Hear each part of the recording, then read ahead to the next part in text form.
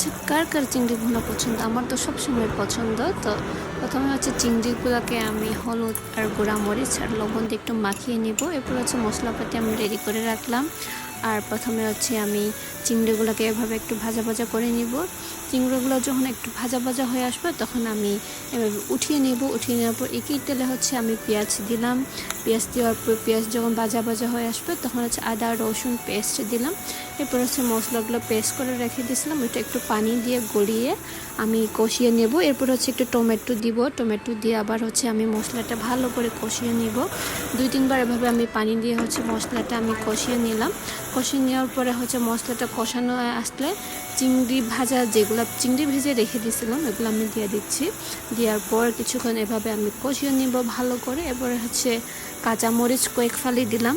দেওয়ার পর হচ্ছে আবার ভালো করে নেড়ে চেড়ে আর একটু গরম পানি দিয়ে এভাবে নাড়িয়ে নেব আর হচ্ছে ঢেকে দিব। ঢেকে দেওয়ার পর ঢাকনা খুলে যখন পানি একটু কমে আসছে তখন আবার একটু নাড়িয়ে ধনিয়া পাতা দিয়ে দিচ্ছি। ধনিয়া পাতা দেওয়ার পরে হচ্ছে একটু নাড়িয়ে নেব। নাড়িয়ে নেওয়ার পর এবার হচ্ছে আমি নামিয়ে নিব। আর এই ছিল আমার চিংড়ি ভুনা রেসিপি। আর আপনাদের কাছে কার কীরকম লেগেছে অবশ্যই জানাবেন। গরম গরম ভাতের সাথে খেতে কিন্তু খুব ভালো হয়েছে। আমার রান্না বলে আমি নিজে প্রশংসা করছি না।